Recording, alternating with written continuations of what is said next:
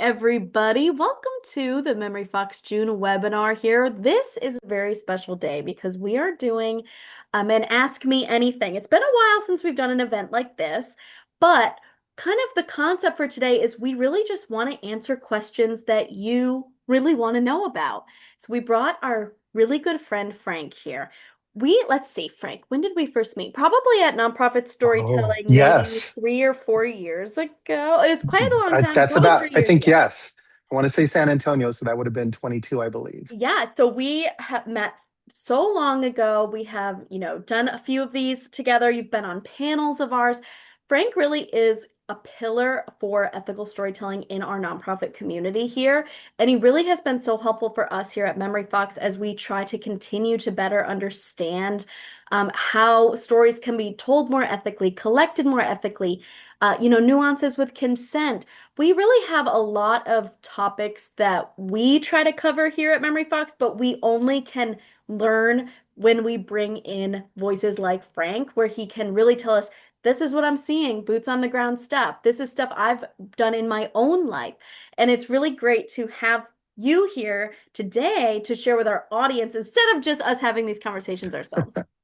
Thank you. I appreciate the opportunity to talk with y'all. Yeah, so I think um I'll let everybody know. I am recording this. I'm going to send the video to everyone who registered after this event today. Um, we are going to answer your questions. So you saw when you registered that there was a box that said, if you have a question for Frank, submit it here. And I took care of those. I sorted through them. And we're going to start off by answering some of those, and then we want to see where this conversation goes. So, as you have new questions coming up, drop them in the chat. Let us know what you're thinking. Let us know some of your ethical challenges right now that you're dealing with at your nonprofit. We would love to hear it. It looks like somebody has already started us off. Daniela started us off here in the chat. She says, hello from San Diego. I would love to hear where you're all calling in from, as well as your mission that you serve, because then we can really get an idea of the collective impact that we have in the room. But without further ado, I'd love to start off with some of the questions that we kind of teased in our registration. What do you think, Frank? Shall we get going? Let's do it. I'm ready. All right, wonderful. So, um, Frank came to us because he has been doing some really great work right now. He's really in the middle of something that's pretty kind of revolutionary in this space. So we're so excited to talk about it. But I want to first start off by just kind of saying a little bit more broadly. Oh, looks like we got Phoenix I here. We've got know. Oh, Melinda somebody in Phoenix? Madison. We've got Boston. Um, New York. Oh, great. Hey, Kansas. Oh, Chaz wow. is We in my are state. Good to keep see them you, coming. Chaz. California. Wonderful. Okay, so let's start off with kind of a more broad question that I'm so excited to pose to you. Um, and I'm going to drop the questions in the chat as I ask them. When a nonprofit wants clients to share their stories directly, how do you know if someone is truly ready to tell their story? And then, sort of, kind of a follow-up, which we often hear when we talk about this question, is and what does supporting them look like without steering the narrative? So it's how do we know if they're ready, but then how do we not really influence and just kind of let them tell their story the way they would like it to be told? Let's go. Great That's question about that. such a great question. And I'm gonna frame it this way. And this is exactly what you said at the outset, Carly, is that I'm actually doing the work currently. So I just finished a project with the Arizona Food Bank Network here in the state of Arizona. And so phase one was getting folks to do some listening sessions, like people with the lived experience of food insecurity. Phase two was about bringing people together to then build their advocacy skills through their stories, and then help them advocate in front of community members, legislature, elected officials. So to answer the question, how do we know if somebody's ready or not ready? I would say the biggest piece with that is just listening. How they tell the story is pretty critical. And so, just really quick, let me back up again. We did 6 sessions with this group. So that was the slow build. So we started off teaching them or helping them with food policies that were priorities for the food bank. And then we kind of moved through the space. Every session building towards them telling their stories. And so I, as the facilitator, was really paying attention to that. So you can tell if somebody's not sharing a lot of private details. You can tell if somebody starts, they're choking up over some of the words. So that's how you know somebody's not quite ready. But it doesn't mean you shut the door either. It just means, okay, I see it. So it's really important for the whether you're the interviewer or the nonprofit, representative helping people with their stories, is to be really keen on that.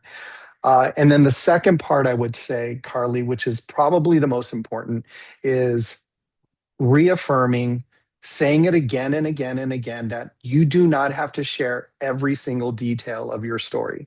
The ones that are bringing lots of pain, that are causing you to stop and pause or cry, those are your stories. And so I created a framework called Your Story, Your Terms. And one of those pieces is so critical. And that's the one, it's keep what's yours. Not everything is meant for public consumption. Keep what's yours, share what you feel comfortable sharing. And so that's how I kind of approach that. Oh, that's okay. So that's so interesting. So have you found yourself in a position where I think many of us probably have at this point where we have started an interview with somebody, they have said they're interested in sharing their story.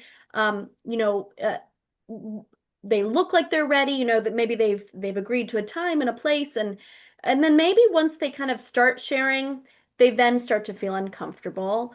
Or maybe they want to veer away from certain topics, something like that. How would you typically handle a situation like that, where you kind of know up front that they were okay with it, but then maybe starting to feel a little more uncomfortable? Well, I think that's the part that's the balance. Like, and I know Deanna Farias Heinrich has said this, and I 100% agree. They can pull out, we have to be okay with them pulling out even at the last second when they just say, I can't do this. We as organizations need to be comfortable with that. And I would also say that also means just ensuring that they feel like you're a partner, that you're not there to, because often I feel like clients feel like obligated because the organization helped them. And so there's a power dynamic. So what I really try to work through is to voice that out and say, this is your story. So again, it's all about being proactive and saying what's on the front end. Yes, that is a possibility. What I would say is I wouldn't shut the door, is what I would just say at the very end, what I said there about keep what's yours. Because I think that's what really prevents people, or that's what really gets them super, super nervous, is that they feel like they have to share everything. So that's what I would say to that, is that help them through, be okay if they decide not to do it, but just be there as their guide through this, and then just again say over and over and over, keep what's yours. You do not have to share everything. We can work together. And you can also kind of see, at least I saw it through the Arizona Food Bank, the confidence as they move through that space. And I really do feel it was because we kept saying to them, um, you know, keep what's yours. You do not have to say anything that's going to re-traumatize yourself, that's going to reopen wounds.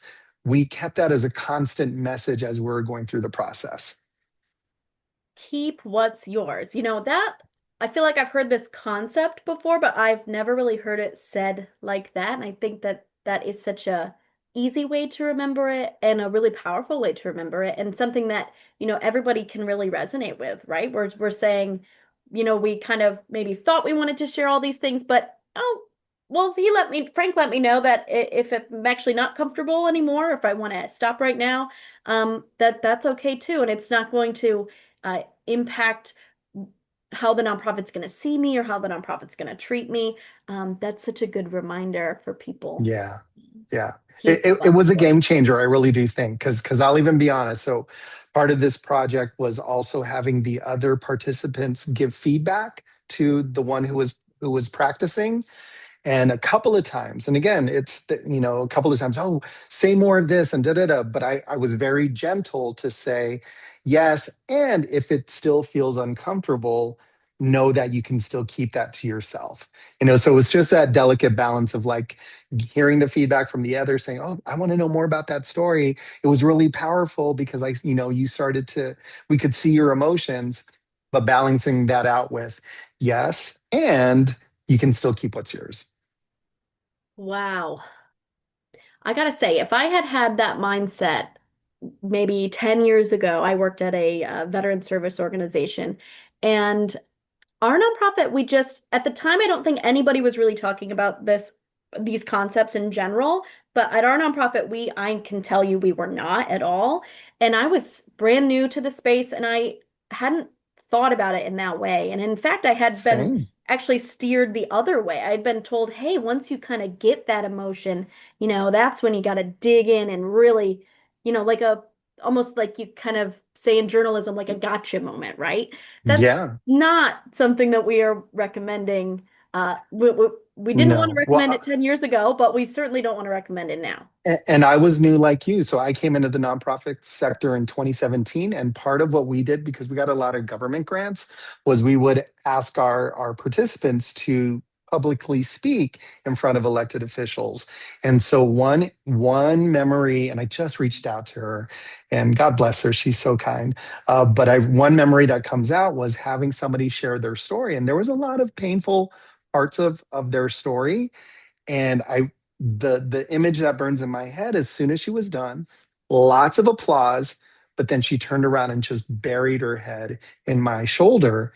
And I realized in that moment, I was like, oh, she wasn't ready to tell this story. Mhm. But I do feel she felt obligated, and we probably created that sense. So just like we were told to use these things because Mhm. it's visibly powerful, I guess, but at the same time, it does two things. It creates pity, which then others, the groups, Mhm. which we don't want to create pity. We want to create, inspiration. And then it re-traumatizes. We never were thinking about how, especially if clients are telling their own stories, but even if it's being written by somebody else, but especially when they're telling their own story, if they're really close to the situation still, you can feel that. And so Mhm. maybe that's part of the answer to your first question. If they're still really close to the story, just be really aware that they may not be ready to say it. I say the Right. further they are away from their story or from the incident, the better. Even in my own personal life, there's things that have happened in my life that were really hard to tell when I was still close to it. But Mhm. as years have passed, I feel better telling the story. So again, these are simple reminders that I think are critical in storytelling. Yeah, and then before we go on to our next question, I just want to say if anybody is here watching today and you have felt like you have done something that maybe you kind of regret now, you had done something in the past, just know that we are all feeling that way. We all are learning together. That's why we do stuff like this. And it's really great that you're here today so we can continue to learn together. Let us know in the Agreed. chat if you're feeling that way. Let us know in the chat what kind of questions that are coming up for you as we've started our conversation. But for now, let's talk about um, you're talking about staff stories, kind of how it can work with staff talking to clients, right? So let's talk about what is the staff's role in ethical client storytelling, and what are the signs that an organization is unintentionally causing harm, even if they have good intentions. So again, this is something I feel like I have been a part of before. I feel like my intentions have always been good, but we definitely, I would say in hindsight, have caused harm before. So what are some things that we can do as staff members to really be more aware that we might be in that position? Okay, repeat the first question first, and then I'll Sure. get to the second one. Yeah. What's the staff's role in ethical client storytelling? Well, I started to think about this phrase, and it just came up recently, but like, oh, I was watching The Pit on HBO, and they said something about the Hippocratic Oath. I know it's not technically part of it, but when they say do no harm, Hmm. I think that's important, is just to remember do no harm. The other piece that I like to do, or I like to frame, is what if the story is about me and it's my story, and how would I respond to that? So I think that should be the staff's role, is to do no harm, and then really put themselves in the shoes. If that story was about themselves, I think that's critically important. And I think it really does help frame then how you approach um, uh, uh, capturing the story of the person. And then your second question was about unintentional harm. Yeah, what are some signs that you might be causing unintentional harm, even if Mm. you're having good intentions?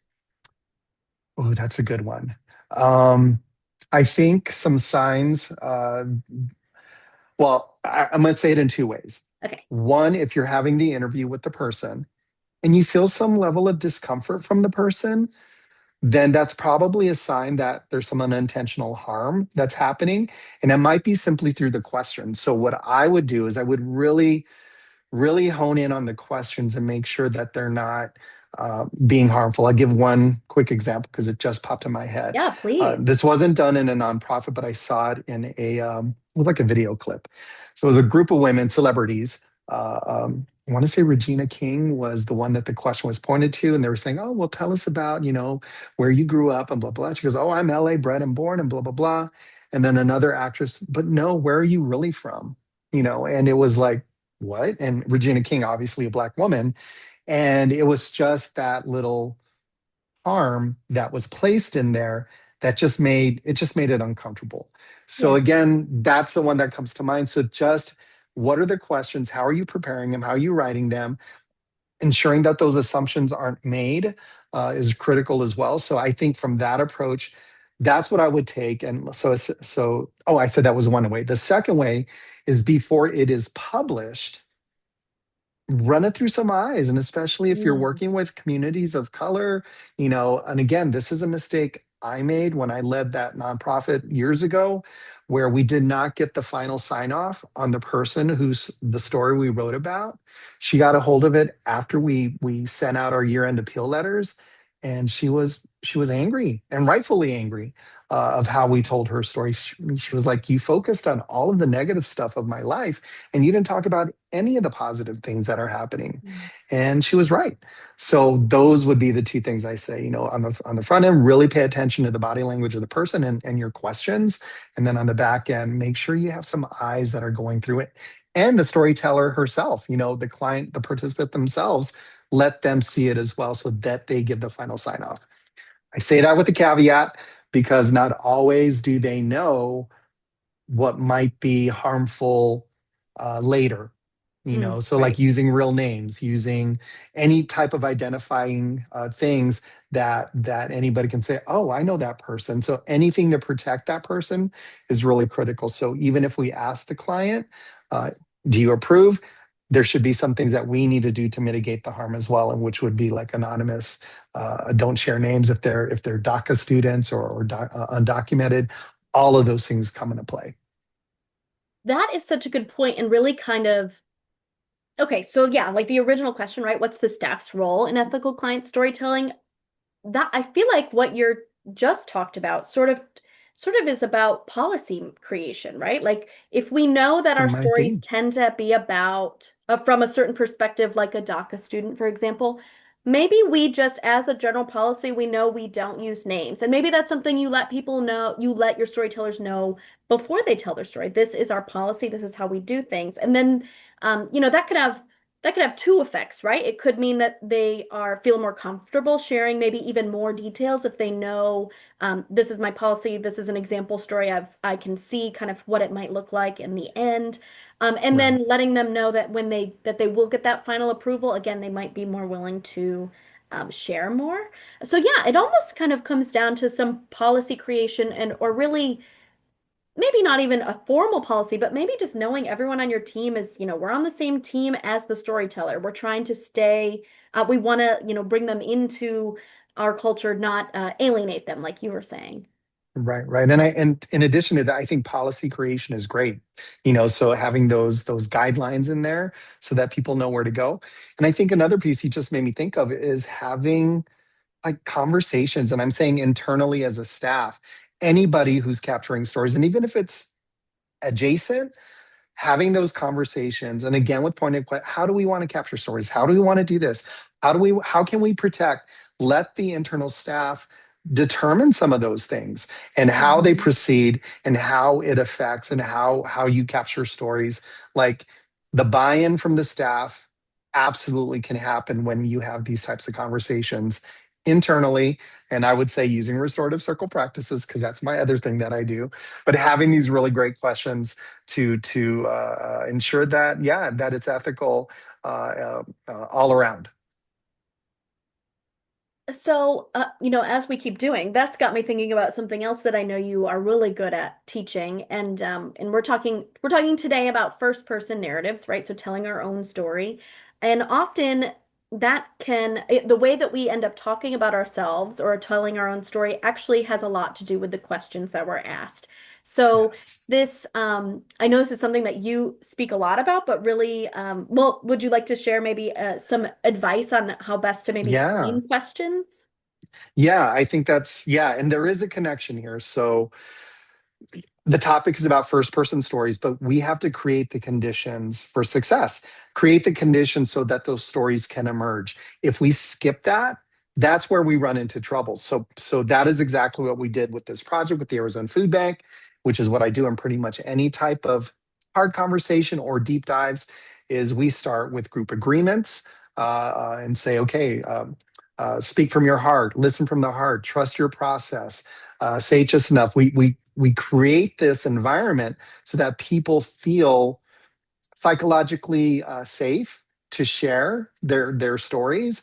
That is critical to the journey. And so, yes, you start there, and then exactly what you said. Now you're asking questions, and it's usually the what, why, and how questions that will dig deeper versus like the who, which, close-ended questions. You want to make sure that they're Mhm. open-ended and you allow time for everybody to speak. So I typically have these listening sessions around, and I'll say it in the context of this food bank.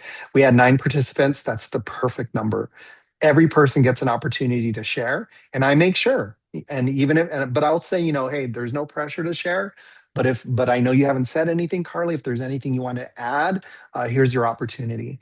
And just creating that space, that psychological safety, really does help them move through the space of sharing their stories. So yes, that is absolutely critical, in my opinion, to getting people to tell their first person stories without harm. I think that's such a good thing to remember. And you heard it here first, folks. 9 is the perfect number. Love that. Okay, let's go into some other questions that we had submitted during registration. We were asked, okay, so these are all anonymous. I removed, all identifying factors from, we don't know who asked this. I don't know the organization or the background, but want to make sure that we get some of these questions answered. So, this one says, how can you encourage your audience to share their story slash their perspective? We're saying not even just if they're ready to share, but how can we maybe encourage it? How can we even let people know we're interested in collecting stories and that their story might be something of interest to us if they would like to share? Well, I know you probably can't answer this, but maybe you can help guide it. When you say audience, like who is that? Or who Um, might it be? can you encourage your audience to share their story perspective? Let's say, I would think since this is from a nonprofit, let's say that the audience might be the program participants, the people that maybe Okay. they serve, like Okay. on a daily basis. All right. So how to encourage them? Um, Honestly, I think a lot of it, at least this was what I did years ago, and I probably would still do it today, is you just pay attention to the energy when they share their stories. So my encouragement, this is what I did, obviously, with the food bank, is especially when I did the order, of like when they were practicing their stories. It's like you feel the energy, and you're like, okay, I think this person would be good to start off, and then we want to have something strong at the end. So to me, just paying attention, I feel I'm really good at paying attention to that vibe and that energy and the readiness. So there's obviously all of these elements, but I think getting a good sense of somebody's energy and opportunity and I wouldn't ask anybody immediately. I would say, geez, I don't know, maybe like 2 or 3 or 4 or 5 interactions with the person. I think we do get a good sense after that. So that's how I would approach it. But also getting a little bit understanding, maybe like I don't want to call it an interview, but just like a Right. pre-discussion. Like, what are your thoughts on sharing your story? Like, how do you feel about blah, blah, blah? I get this really good energy from you and da da da.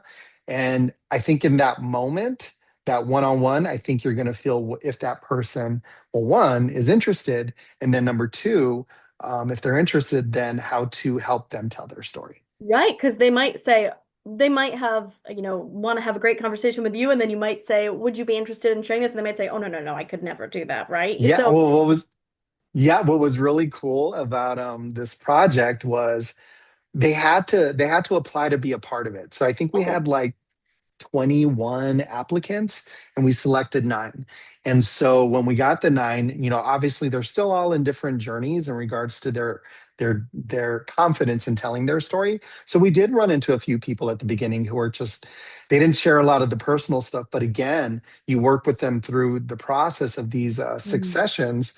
By the end, they knew their story and they could tell their story with much more confidence. So that part is that is probably my favorite part of the journey is to see them building their confidence and telling their stories. So cool, so cool. That's a really good tip. And I know from our perspective at Memory Fox, sometimes a way that you can help people kind of build their confidence or feel like sometimes people feel like that their story isn't interesting enough, or they don't think their story is like big enough or transformational enough, right? We often hear people say, well, yeah, I don't have an interesting enough story to tell. Go ask somebody else, right?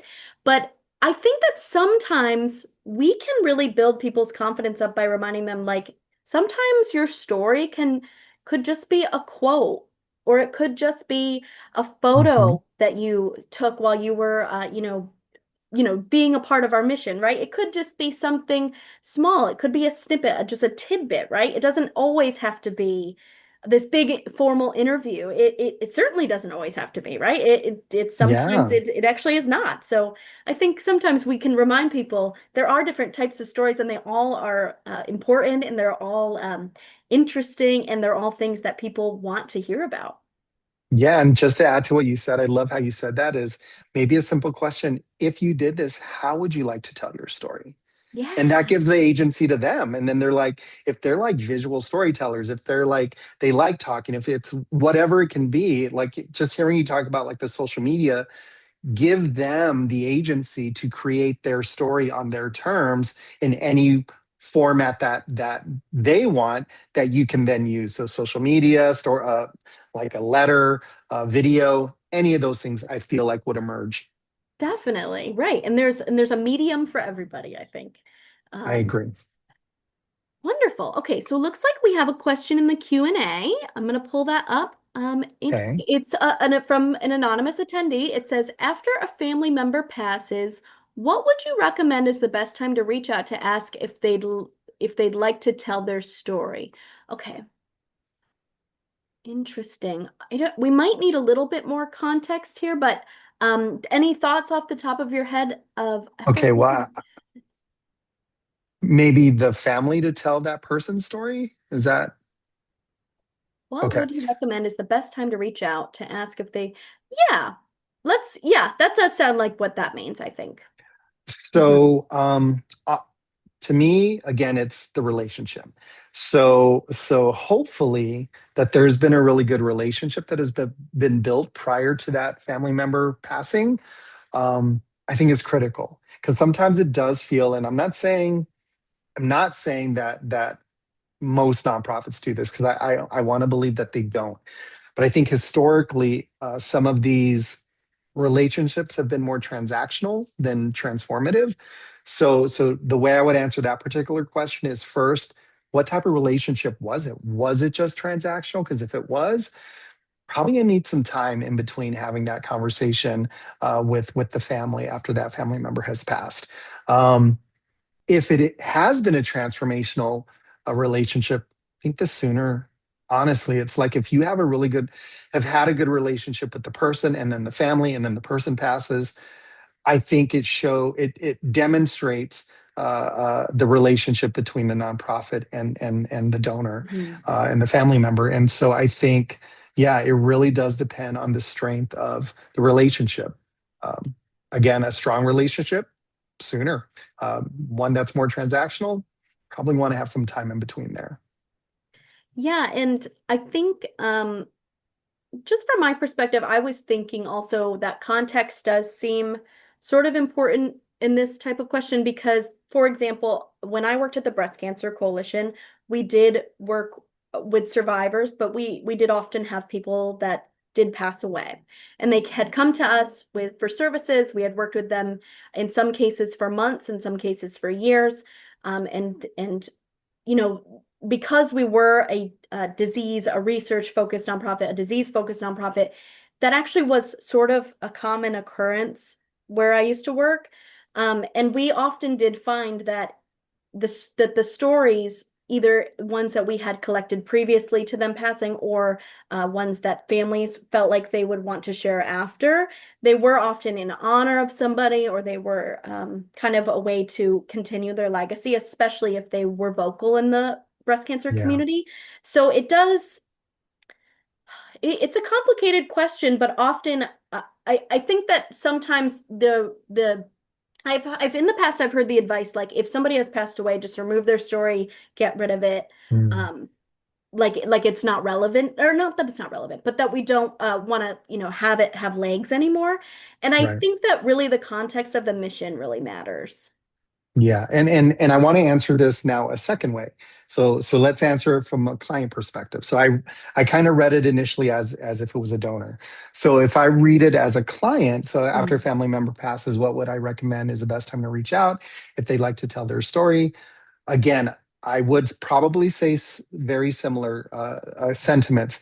If you have a good relationship with the participant, have the conversation. But I would add this piece because of what we just said about trauma, and re-traumatization mm, is I probably wouldn't ask them to tell their story if their family member has just passed. It's mhm, like there's a lot that they're dealing with in that moment that I mhm. might, no matter how tempted I might be, I might just say, in regards to dignity and honor, I might present some of the things that you said. Would you like to do this in this way, or can we honor your family in this Mhm. way versus saying, "Hey, can you tell the story?" Right. So there's just again a delicate balance there as well. Yeah, great question. Thank you to the attendee that asked that. In the chat here, we also have a question from Danielle. So, Danielle is here from the Irish Bible Institute. We are a nonprofit on third level education. I have Okay. two questions. Okay, these look, okay, two questions. First is what story structure works best for student testimonials? We have here in parentheses, challenge, journey, transformation, or another framework. Let's talk about that. What do you think? Okay. I really do. Well, yes, that is usually like the hero's journey, so the Yeah, challenge, blah, blah, blah. So I'm not saying that that isn't a good structure. What I would, what's the word I'm trying to say? Restate is that if we want the students to tell their stories in their own way, give them that agency. If right, they want to tell it in a hero journey like challenge journey transformation, so be it. But I would really love to start with, well, how would you tell your story? And then if I'm going with the strengths based approach or the asset based approach, the other thing I might add is if they're telling their own story, well, if we give them a ready framework and we start with challenges, as it says here, that tends to that tends to be a deficit framed yeah, approach. So what I would then alternatively say is lead with aspiration. So if I'm talking to the student, well, tell us all the things that you want to do in your life. So it's not saying that you can't talk about the struggles, but you don't have to lead with the struggles. So you right, can say, Carly, dreams of being a doctor. She wants to do this. She wants to do these things, and this is her current situation. So that balance is really critical. So I wouldn't do the hero journey where you start with the challenge, start with some aspirations, talk about the challenge, but more importantly, leave it up to the student. Ask them, how do you want to tell your story? And then you can kind of work together to glean it out. yeah. I love that. I think just small tweaks to a traditional hero's journey makes more sense. In this in 2026, I think, Yeah. especially when we're talking about stories that I know I already alluded to this, but people take in stories at a much faster rate and much shorter rate, right? So Mhm. sometimes we don't necessarily have to even talk about those challenges. Not all the time. Sometimes it's just okay to just ask about those hopes for the future or the big differences that their life has had and all the exciting stuff that people want to intake. I think that that's is sometimes we gotta maybe rethink even how people are intaking stories these days. I 100% agree. And that's why questions matter so much because we can ask some really leading questions that Right. perpetuate stereotypes. So that's where I always start with anytime I'm doing a discussion or a panel, whatever it is. That is where I spend most of my time is looking at the questions and ensuring that they are going to generate really good in-depth responses without causing harm. That reminds me of a conversation we've had in the past before, Frank. So, we did a panel that we invited you to be a panelist on maybe in 2023. I think it was 3 years Think ago. so. Yep. And I had the concept of the panel was similar to this. We were going to collect questions from attendees and then we were going to pose them to you. And my vision for the panel was that I would read the questions exactly as they were posed from the attendees, right? Oh, And I yes. I think remember that I this. had given you a couple of them in advance and you said, "Well, first off, that question is written in a deficit-based way." And I was like, oh my gosh, you're right. Well, this was submitted by so we're going to keep it that way, but you're right. This is an important thing right off the bat that we should be discussing. So that reminded me of that Well, conversation we but had. I love that you said let's keep it as is. This is part of the learning process. So I really even appreciated you saying that because I think then we ended up about it on the panel. We So did. that was beautiful. So that was really, yeah, it Right, was really because if great. we just change things because you and I have thought about it, and not everybody has had a chance to do this learning stuff yet, right? I mean, Yeah, yeah, that was a kind of an eye-opening moment. agree, agree. Okay, keep your questions coming, everybody. It looks like so I'm gonna now follow up with Danielle's second question in the chat. So Okay. Danielle then said, and this is a really great question. What common storytelling mistakes, let's see, to avoid when you're working with stories that both serve us, that are student Hmm. testimonial and donor engagement? Okay, so what are some common mistakes to avoid when you're Yep. talking about that? Okay, So I think I answered half of it. So the yeah, student testimonial is just make sure that they're telling their story in their way on their terms and pretty much in the format that they want. I think that answers the second one because again, historically, we have written stories that that sound like pity stories, whether it's imagery, whether it's words, deficit frame language. We're trying to create this sense, and again, historically, of like, oh no, poor kids, they don't have shoes. Here's my money, and then it really does other those groups. The mhm, goal is to ensure that both groups feel that they're part of the same community. So a lot of the work that I do outside of the first person storytelling is community centric practices. How do we make the donors not feel apart from the community that they're in? And so that's how I would answer that. So the mistakes to avoid: don't use othering language. So you know. Uh, your money's going to help these kids, so right. instead you I'm could say taking something it, like, I'm giving it here. Yeah. yeah, yeah. So using transformative language where it's like our community, well, we can do these together. These are people in our community that need, however you want to say it, just removing that type of language. Again, so moving from, I think the way I frame it is using asset-based language instead of deficit frame, using belonging statements versus othering statements. Those are some easy, quick ways to shift that little. I always say that's these things in our brains that we've been used to hearing for so long that we've been Mm. conditioned to hear. We've simply changed some of the language and it really does flip the donor. It causes them to stop at least and, oh, I Yeah. hadn't heard it that way before. And that's the goal, is just to make these little shifts in language to get them to be more community centered and more engaged in a transformative way than a transactional way.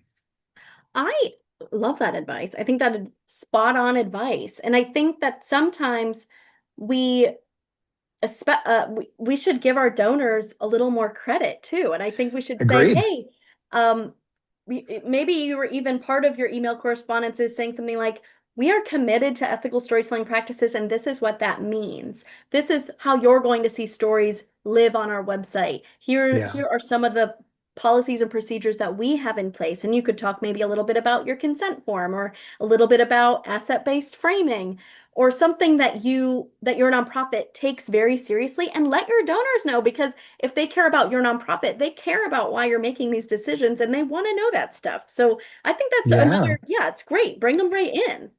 Yeah. And then the other thing, and I'm going to assume that you're a millennial.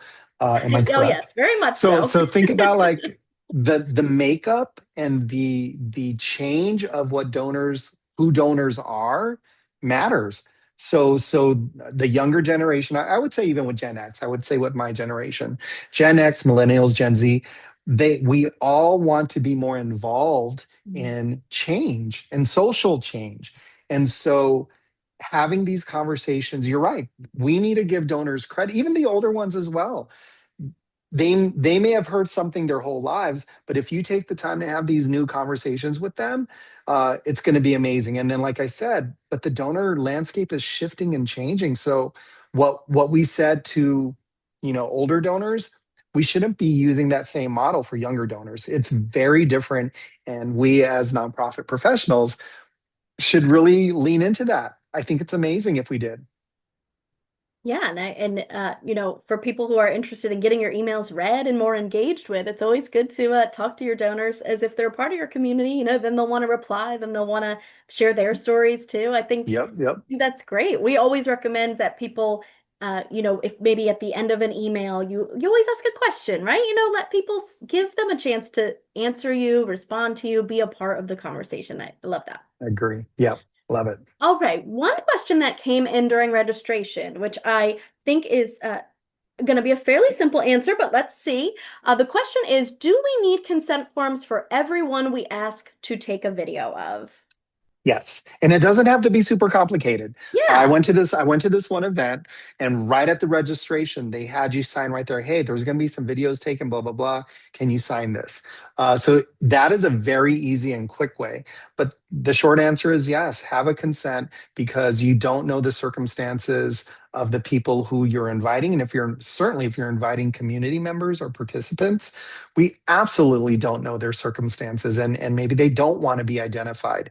So right. yes, it doesn't have to be a complicated consent form. Depending on the event, if it's like if you're trying to capture their stories, then yes, that's probably going to be a little bit more detailed with an end date as well. Meaning, like, uh, if you sign this, we can use your video for 2 years. Whatever Yeah. that might be.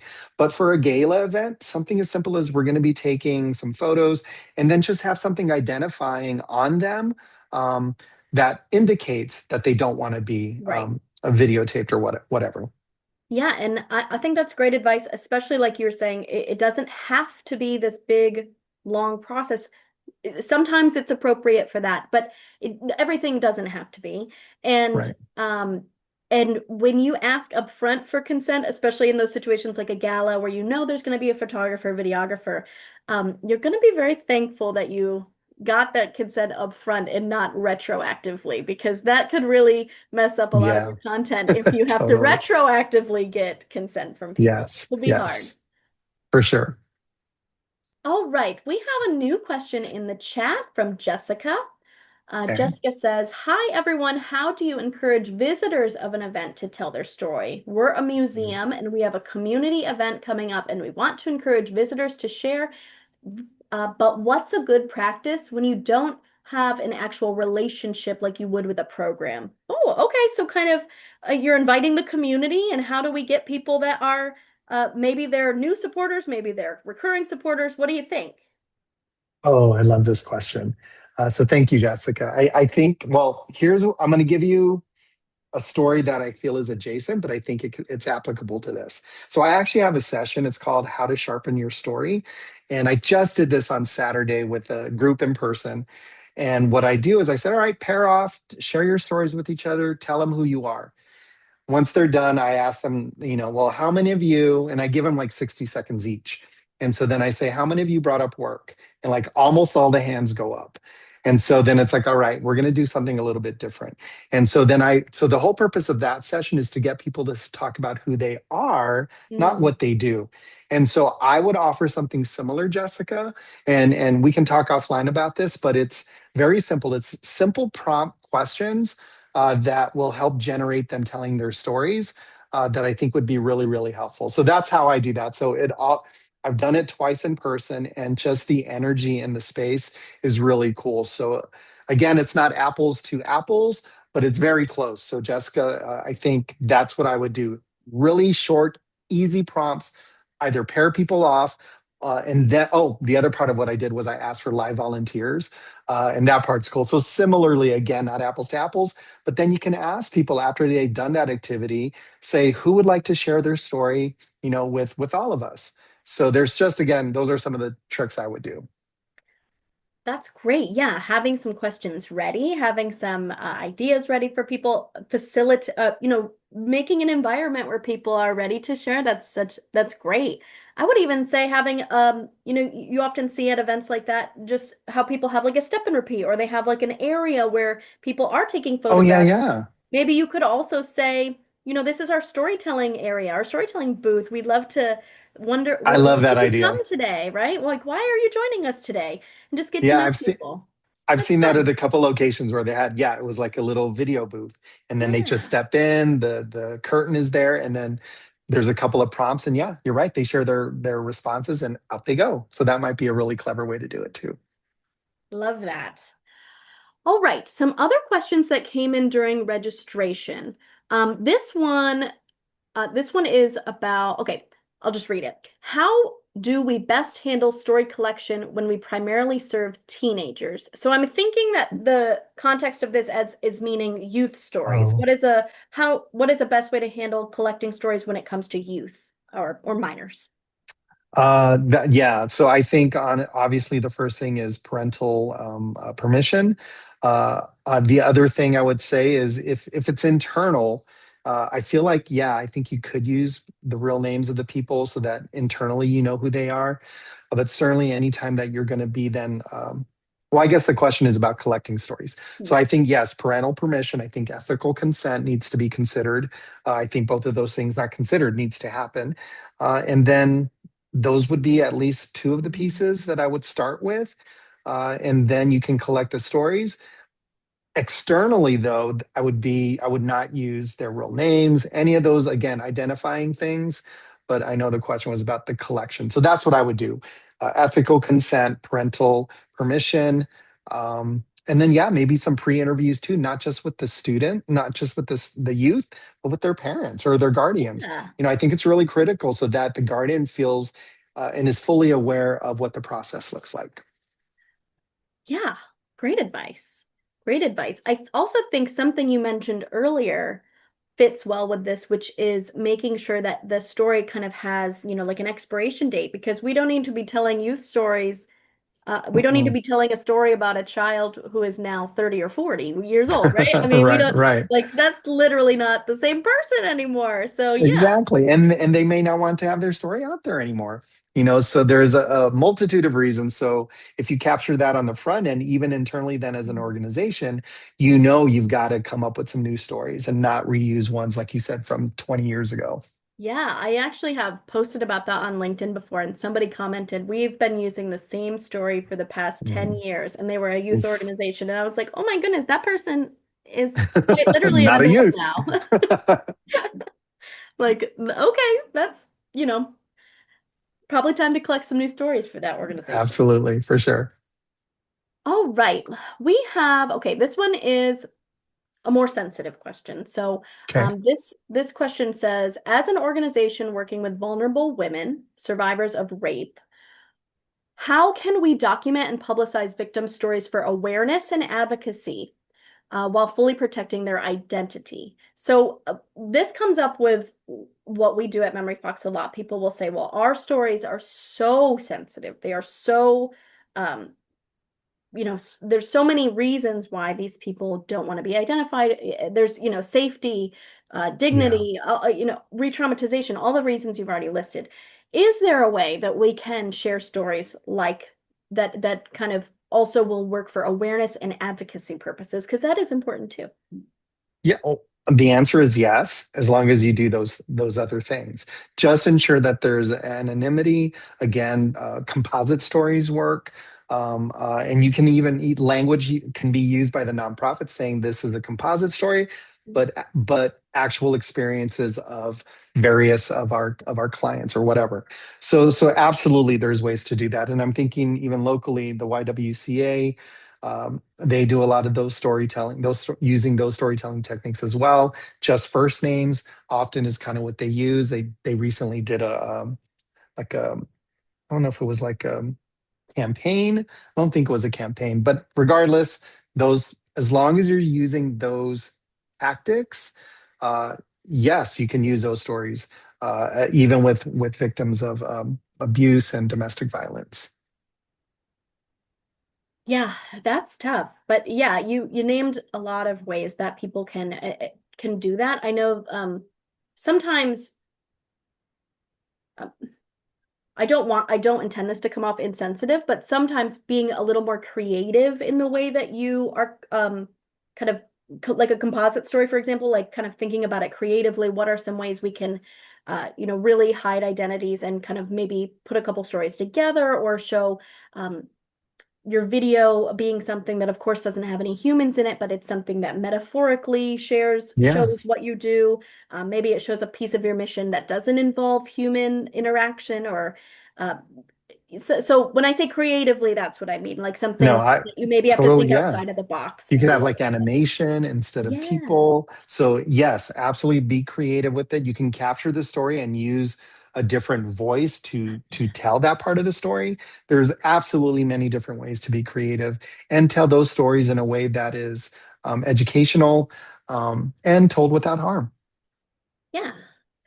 And this was not part of the question, but that's also got me thinking that sometimes when we do talk about composite stories or we talk about stories, well, I guess I'm just interested in what your perspective is on composite stories. I think sometimes we've heard feedback, well, is a composite story real? When at what point does a composite story be real, right? What are your Right. thoughts on that? It's a hard So question. again, I think historically it was frowned upon. It's not a real story. I think what's been great about this journey that we're all on is that, well, what is more harmful? Telling a person's story 100% the way it is, and then with the potential of them being found out, and then hurt, injured, whatever the case, or telling a composite story. So to me, I feel like we're in a better place as we move through the sector time wise, that I am fully in support of composite stories. I don't want anybody to be harmed. I feel like maybe not at the grand scope of things, but I know I harmed a few of our participants when I led that nonprofit.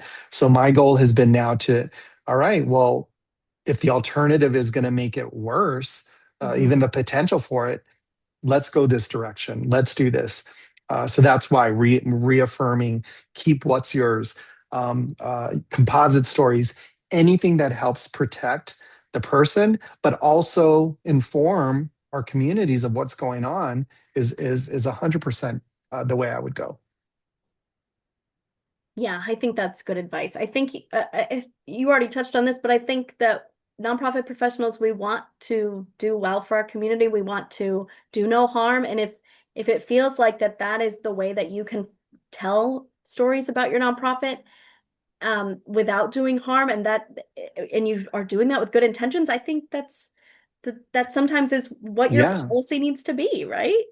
And I've I always think what it, thought maybe you can be the one to do this. I always thought it would be a great idea if somebody could come up with like a great formula for a composite story, right? It's like mm, story one, I don't know, like only three stories that you can put together and it has to have this much or something. I always thought if somebody could come up with a great formula for that, yeah. it would solve maybe some problems that people are feeling about those. And I might add this because it just hit me as you were saying what you said. It also opens the door to conversations with donors. Like, let's say a donor goes, "Why did you use a composite story? I want to." then that conversation happens and it's like, well, here's why. There's real harm that's being done. So to me, that's an opportunity to further deepen the relationship with any donors that are giving to the organization. It opens the door for conversation. I love that. I always think anytime that you can bring your donors in, let your donors know, Yeah, yeah, kind of in on what the process is or what your plans are for stories. I think that's great. yeah. Okay, we just have a few minutes left. I would love for you, Frank, what haven't we talked about today? What is one thing that you want to leave our audience with? And maybe it's something we have talked about and you want to reiterate, but what's one last thing that we should let everybody know today before we wrap up? Probably, and this again, I don't want it to sound self-serving, but I know there's not a lot of folks out there that are truly and genuinely anybody who works with clients or participants where you have them tell their own stories. I got a framework. So I shared with Carly, like anybody who's registered to this event, I'm going to send you that document. And it's a nice little starter document, but I call it Your Story, Your Terms. It gives you a base. But certainly it's much more in depth than that. But it's at least it's a base. So that's what I want to share is that so important that we, when we're working with those who are telling their own stories, that we treat it with trauma informed care, and that they keep what's theirs. Well, Frank, thank you so much for doing this work. Thank you so much for being dedicated to this work. It's always a pleasure having you in front of the Memory Fox audience, but really it's just always a pleasure chatting with you in general too. Yes. Selfishly, it's always just fun anyway. But yeah, so you'll be sending that out to everyone who registered. I will be sending Yep. out the recording to everyone who registered.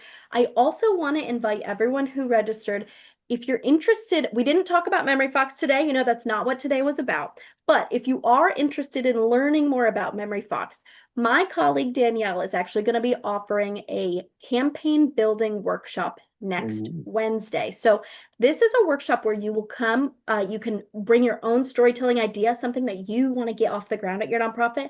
And she's going to go through the steps of how you can kind of build that campaign to get those stories. So if that's of interest to anybody here, I'm going to drop that link in the chat now. And I would love to see you there next week. But other than that, I think that is all I have for you today. Thanks again, Frank. Thank As you. always, a pleasure. Thank you for everyone who came. Thank you for the great questions. Wow. I mean, really, this event would not work without the great questions, of course. So, really For appreciative sure. of everybody. And with that, I would say enjoy the rest of your summer. Hopefully, everyone is already having a good summer. Happy June, and we'll see you next month for our July webinar. Yay. Thank you.